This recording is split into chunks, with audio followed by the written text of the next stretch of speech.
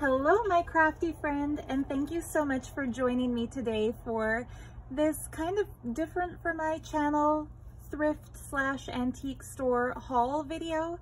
Okay, it's not exactly a haul because these are materials I've collected over the last year from different shops in my hometown, including some antique shops and some thrift shops. And I felt like sharing with you some of my favorite go-to materials that I feel add a touch of historic significance and genuine authenticity to the junk journals I make.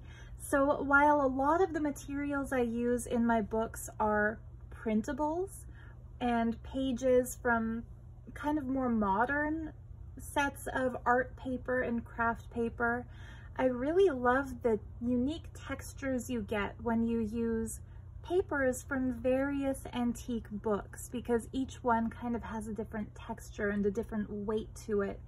And for me, part of the magic of junk journals is that each page is different, and not just the images on the page, but the paper itself. So my first recommended supply for making junk journals and making something with historical significance is to include old stamps in your art. So I'm lucky that I have access to a lot of old stamps in one of my local antique shops, where they sell little baggies like this for about $1 each, which is pretty crazy compared to how I've seen them priced online. And so if I'm about to make a journal with a specific theme, for example, I could make a Christmas themed journal, and right away there's a vintage Christmas tree, a vintage Christmas angel, and another vintage Christmas angel. There's even two of these. Or if I'm doing something with, I don't know, a kitschy theme, I could use this little cartoon guy, or something with a more historical theme. There's a beautiful First Nations stamp. So yeah, I love adding genuine used postage stamps instead of just making printed stamps or using those mass-produced stamp stickers that you can find on AliExpress. I feel like using an actual old stamp just gives a lot more history to the book that you're making and makes it so much more authentic.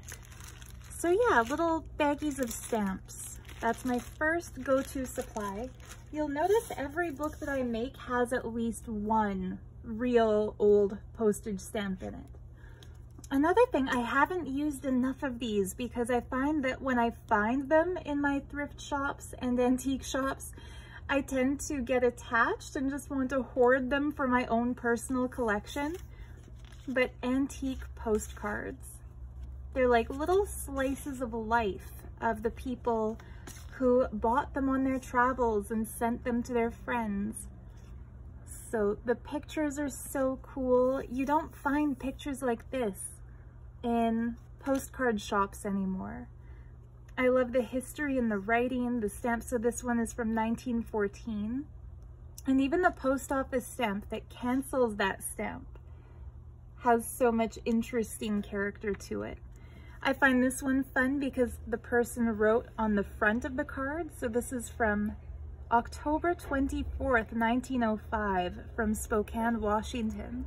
So the front of the postcard has both the picture and the message, and the back is just the address and the stamp. Look at that old. You could send a postcard for 1 penny from the US to Canada back in 1905. This one with the cool fountain. This is a more modern vintage postcard and unused. And this one here, I don't see the date on it. 2 cents, so probably a little bit more recent than the one that was sent with a 1 cent stamp. But anyway, again, these lend so much historical authenticity to your journal. The other thing I love to find is vintage kids books. So this one has such a cool inside cover. I love that blue and white. I'm just gonna go ahead and pop that right out. So this could become the cover for a single signature junk journal. All you would have to do is fold all of your papers together that you want to include, take out the staple, and then sew it in. Maybe reinforce that with a little bit of lace or some washi tape or some fabric or something. But how cute is that paper? And then the pages have these stunning full color vintage illustrations. Now this book, when I bought it, even though it says $15 inside, this was only $1 at my local antique store because there were already about half of the pages missing. So I'm guessing some other crafter had it first, used whatever pages they wanted to, and then it wound up donated. So I really don't feel badly at all taking it apart and using the illustrations in my own junk journals, because it wasn't perfect to begin with. Somebody had already ripped out some pages, and I'm grateful for that. And then you see all of these vintage and antique books. So one of the things I've noticed is kind of a trend on YouTube. If you watch a lot of junk journal videos, which I do, I don't just make them, I also binge watch them. Pretty much every junk journaler out there crafts with French book pages. And so I was really, really excited when I found this whole stack of French books in my local antique store again. And I think that's something we're lucky to have access to in Canada because it's a bilingual country. So the pages in each one are different. Like these are a really thin newsprint sort of a texture. These two both. This one is really cool because the pages have a deckled edge, and I absolutely adore the deckled edge. Also, I think this must have been either a study book for somebody or possibly an actor who acted in this play, because this is the script for a French play, and either the actor or the student has written their little notes into it. So throughout the whole book, there's black pen notes written by whoever owned it.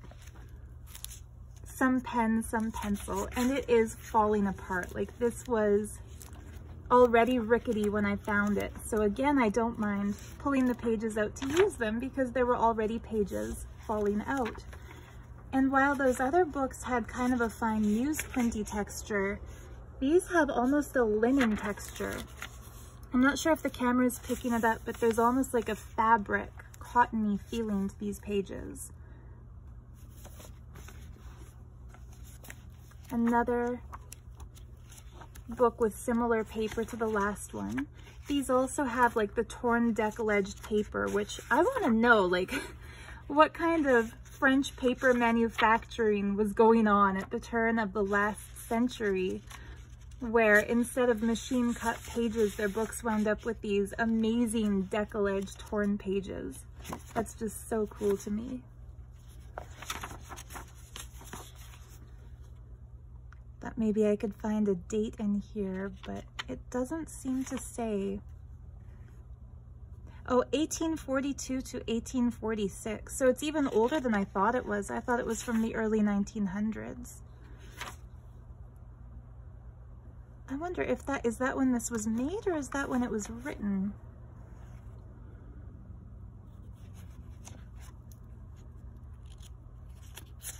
Whatever the case, it's a really old book.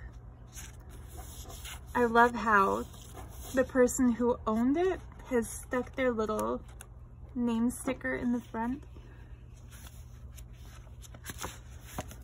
Anyway. And then this one is English, not French, but look at that beautiful book cover, just made out of this really heavy, thick, kind of cardstock feeling, but the cardstock has this red paper glued over it. So the texture is cool. And eventually I'm going to make a journal with a dragon theme. And so I fell in love with the dragon illustration here. Looks like the dragon has kidnapped the king from the palace. So maybe I'll read the book before I cut it apart and use the illustrations. But how beautiful are these kind of Art Deco feeling illustrations. So yeah, each of these books was only $1. The Storm Fairy. So yeah, get out there into your local antique and thrift shops. 1925, and the library card pocket is still there. I wish the card was still in it, showing all the people who took out this book. That would have added even more fun to it. But yeah, it's already falling apart, which makes it really easy to use the pages because you're not the one ruining the book. And then this one I've used in a lot of the journals I've made since I found it. Has such cool paper. It's again kind of a newsprint. And I wish I could read the characters and know what the book is about, because it could literally be anything. But I just love how these add just some uniqueness to the journals. And then this was $2 at a thrift shop. And it's obviously a hanging paper lantern, but I'm going to cut the strings and use these beautiful Ganesha illustrations in a journal that I'm working on. I'll probably use 4 separate pieces in 4 separate journals, but look at how cool that is. You can feel the ink is raised a little bit, so it's either silk screened or woodblock printed. And the paper is very heavy, handmade paper. So really cool find. And I think a lot of us would overlook something like this because it wasn't in the book section of the store. It was in kind of the random kitchenware section, which, you know, I don't usually look through the kitchenware because I'm after books and fabrics and things I can make into journals. But this taught me the lesson to look everywhere when collecting supplies for crafting, especially because I love Ganesha. Look at how beautiful he is with his dish of sweets and all of his fancy jewelry and the flower garland. Just a beautiful picture. He even has his little mouse. Ganesha's Vahana, which is the Sanskrit word for vehicle, is a mouse. And I think it's so funny how we typically hear that elephants have a mouse phobia. I don't know where that originates, but in a lot of cartoons in the Western world, elephants are afraid of mice. And yet in the sacred Sanatana Dharma tradition, Ganesha actually rides around on a mouse. So you have to kind of imagine how this mouse would be able to carry that elephant-headed god. But anyway, it's such a cool piece. Again, that's going to add some unique texture to a future book. And then even the background for my filming today was a piece I found at a thrift store. I don't know how old it is, but the print looks vintage to me. It's got a PC label in it, so it's probably new-ish. That was only $4. But this is going to be made into some journal covers at some point. Okay, and now I want to share with you my latest order. I don't order online very much anymore because I found so many cool things locally in thrift shops. But this is some stuff that I ordered from an Etsy shop called Forever French and her other shop called Forever French Paper. And it's not really a proper unboxing because I've already opened this package. I don't know how some YouTubers can film unboxing videos where the very first time they open their package is on camera, because I just don't have the patience for that. If I get something, I want to rip right into it and see what it is. But yeah, I've been, like I said, binge watching other junk journal makers on YouTube. And I've noticed there's a trend lately for making journals that utilize French document pages. And of course, there are tons and tons of printables available on Etsy where artists and journal makers have scanned their French documents and made them into digital print so you can print out as many copies as you want at home. But the paper hoarder that I am, I wanted to own a copy of the real thing because it's a piece of history. So I did some Etsy searches and finally found this shop called Forever French, and she had just the best selection that I could find of authentic antique papers. So I'll get to what I ordered in a second. I just had to share why I wanted these so badly. Yeah, it's a trend right now in the junk journal community. So pretty soon you can expect to see me following that trend and making my own French document journal. But yeah, this is what she sent. So I love her business card. I'm inspired to make a better business card for Art of Gems stationery, because as of now, my business card is a little bit tacky looking. It's just a bunch of crystal stickers on one side with, yeah, it no longer, I think, reflects my creative style. So I'm going to make something like this for my shop as well. I love how she's done that. So yeah, it has the addresses for both of her shops, and this is not sponsored in any way. I paid regular retail price for all of this stuff. I just think it's really sweet, so I wanted to share how she packaged it. I'll put this in my journal for sure. And yeah, those are her two shops. So this was also a gift with purchase. I don't know about you guys, but one of the things I love most about Etsy are the surprises you get with the packages from a lot of shops. Not every shop sends you a free gift with purchase. Mine definitely does. Like anybody who orders jewelry from my jewelry shop, they know they're going to get something for free along with the jewelry they buy. I'll usually intuitively pick a crystal or a gemstone. Sometimes I'll include something like a pair of earrings that match the necklace they ordered, or a pendant that matches the bracelet. Other times it won't match at all. It'll just be what I feel drawn to, that I think that person might like, but it's always a free gemstone something with every purchase.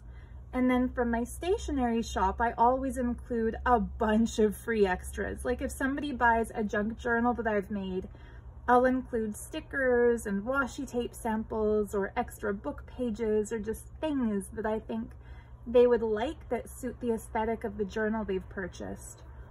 And even a small purchase, like if somebody buys a set of washi tape samples, I don't know if I've got any of those left anymore, but there's always something extra. And so I love spoiling my customers by sending surprises, and I love being spoiled by shop owners when I support their small businesses when they send little extras. So I feel like it just adds that personal touch to the retail experience, which can sometimes be really faceless and nameless. So yeah, I love this business card handwritten note that she included. And I love this little extra, an authentic antique postcard. So cute. I love that the ink. Okay, so that was annoying. My camera just ran out of storage space, so I forget what I was saying. I had to delete a bunch of photos. But, oh, I think I was saying I love it when shops include a free gift with purchase. And not all of them do, but I love that she did. And yeah, so here is the stuff I ordered. The first thing was this cool architect's yearbook from 1912. I'm going to turn this into a little junk journal. I'm going to reuse the cover, pull out the pages. I have no qualms about pulling out the pages because look, somebody already cut out like a third of the pages. I'm very curious. I wish I knew what these were. Probably the calendar or the diary that somebody wrote in, which in my opinion would have been the coolest part of the book. But anyway, this was comparatively inexpensive, and I think because it was already marred. But the fact that it was damaged, I think makes it so much easier to take apart and reuse. So I'm just going to cut all of this out, the signature, and then use the cover to make into a junk journal. But I love this book. I love how there's this marbled end paper in the front and the back. I love this pocket that has even the marbled end paper decorating the inside of the pocket. It needs some repair, like this needs to be glued down again, but that's easy enough for us crafty type people to do. But yeah, I just love that everything in this engineer's book is illustrated, like that illustration of a train. There's some cool technical drawings, not sketches, technical drawings of equipment, advertisements. It has such a nice crinkly texture to it, this old paper. So I love this. This might be my favorite of all the illustrations. I don't know what that gizmo is for, but it's pretty cool. So yeah, you can expect to be seeing these pages in some of my upcoming journals. And I'm just waiting here. These are my favorites, the zodiac signs. You could play a drinking game with my videos every time I say the word favorite, because I have a lot of favorites. This is also a favorite. The ruler, and I forget what this thing is called, but architecture tools. Anyway, it's just super cool. Super cool old book. And it's going to make an awesome little mini journal. And I just want to mention how cool it is, or like, I don't know if cool is the right word for it, but fascinating or mind-boggling that this little thing was made right before the Titanic sank. Like an agenda for 1912 would have been made at the end of 1911, so the world was about to change very drastically, historically. So anyway, that's one of the things I ordered. I also ordered this little collection. It was kind of a blind order because she said in her listing description that each one will be slightly different, but they are old French stamps from the 1970s, where instead of being steamed off the envelopes, you actually get the little snippets of the envelopes. And I love the cancellation stamps. Look at that one. The cancellation mark is cooler than the actual stamp with that little castle. So yeah, I love how each one is different. Look at this with the suits of cards. Hearts, diamonds, clubs, spades. So much fun. So yeah, I'm planning on doing a journal with a mail theme. Postcards and old envelopes and old letters. I love that one. Préservez vos yeux, éclairez vos mieux. I don't remember what the word éclairer means. If you speak French, let me know, but it basically means preserve your eyesight, do this better. Éclairez-vous mieux.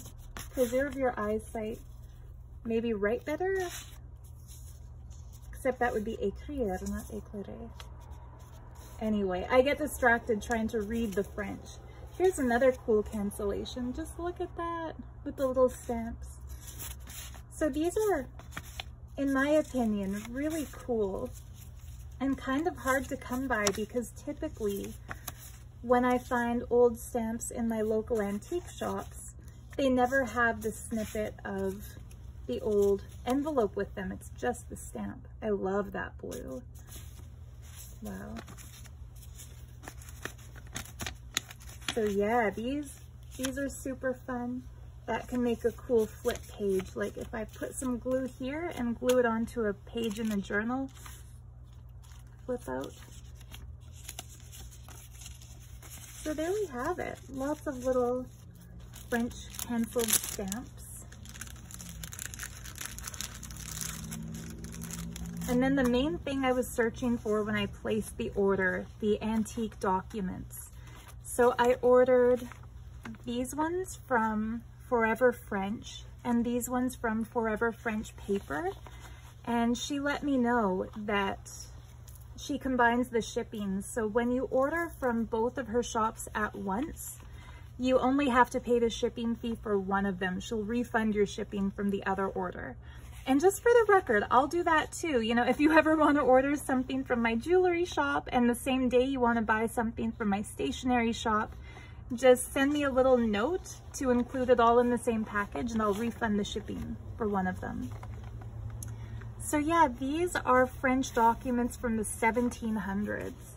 And look at that staining. Like, no coffee dye is necessary for things like these because they're already browned with age in the best possible way. I love how even the ink is brown. And it has a really cool texture to the paper. It's like a cotton rag paper that in our era, you only get paper like this for a very high price at an art supply shop. That's where you find the cotton rag paper with the deckled edges. So how cool is it that back then, legal offices would use this kind of amazing paper? And just look at the signatures on this one. So these ones are from the 1670s, if I remember correctly. There's no date written on them, but in her listing, she put the date that they were from because they came out of legal ledgers from that era. And when I left a little note at checkout, I let her know how excited I was to find authentic handwritten paper from the 1600s. So she was very, very generous, and she gave me one more page from, let's see, she wrote it in her note, 1688. So this page was an extra. And how generous is that? An extra page from 1688 with all authentic writing. And like, look at this, how they wrote right up to the top of the paper. There was no border. It's funny, like there's a side border probably because this was bound into the book, but they wrote right up to the top, right up to the edge. That must have been a border in the book because here at the end of their sentences, they drew a long line. It's just fascinating. I feel sometimes like a historian or something like a paper archaeologist uncovering old papers from Victorian scrapbooks and antique shops and stuff like that. But to me, there's just something so amazing about it.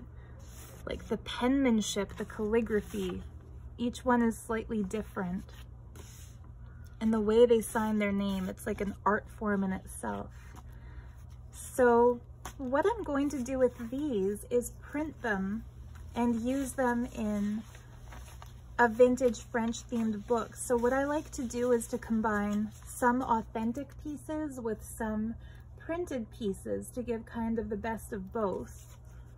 So this I'll include as one of the authentic pieces, just because it's not really my style. As a vegan, I wouldn't want to keep something with fur in it, but historically I understand that this is what people wore back then. So including something like this in a piece that I make would be a way to not just throw it away and waste it, but also not keep something like that for myself. And it has that fun brown ink on it. And then how I decided I'm going to use these is to print them and use them as collage pieces and stuff. So I printed the same exact document on 4 different pieces of paper to show you how it can look totally different depending on how you print it. So this is the original, and I printed it first on tracing paper, and look at how cool this would be kind of layered on something. Then you see the letters and it's opaque. Look at the signature.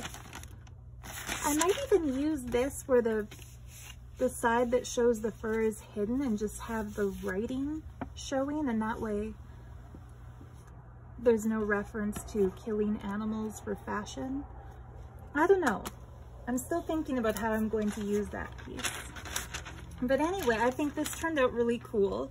And I don't know, how do other crafters print on tracing paper and not get a bunch of smeared lines? Like, this looks like redacted text, doesn't it? It doesn't look like this was a printer mistake to me. It looks like somebody wrote something and then wanted to get rid of it, so they smudged out their own letters. But you can tell by looking at the original, that's not how it was meant to be. So for something like this, when it prints and there's a flaw in the printing, what I usually like to do, I'll put that on a white background, is just rip it up and use the good parts for collage. So I'll probably collage this down on something and put this maybe as a flip in a book. But yeah, that's how it looks on tracing paper. And this is how it looks on just regular printer paper. And I plan on taking my scissors and carefully cutting around the actual edges so that you get the same decal effect as you get on the original here. And then this is how it looks printed on paper that I coffee dyed. So this is one of my coffee dyed papers. And I think this probably turned out the best of all of them because it looks authentically old. And then this is how it looks printed on a paper that I coffee dyed and stenciled with some blue. And so this, I think I described it in my last video, how I make these is to take a piece of blue printer paper, put it over top of a piece of regular printer paper, put a stencil over that, and then pour the coffee over the stencil. And so the ink from the blue page just seeps through and gives this gorgeous watery effect to the next page. And so I think that looks pretty cool too. This is probably the one that I'll use in the French document themed journal I'm working on next, because I found some cool printables online that have a old document blue kind of a theme to it, and I think this would really suit that aesthetic. But yeah, so if you're like me and you like to hoard your originals, but you still want to make use out of the authentic ephemera, printers are your friend. I think my favorite piece of junk journal supply, or my favorite tool for junk journal making, is my printer, because you can get so much use out of every old thing that you buy. Anyway, that's it for today's video. I hope you enjoyed this little look into some of my favorite materials. I hope it inspires you to get crafty. And yeah, if you have any questions about any of this stuff, let me know in a comment below. Until next time, so much love to you, happy journaling and happy crafting. Au revoir. Bye bye.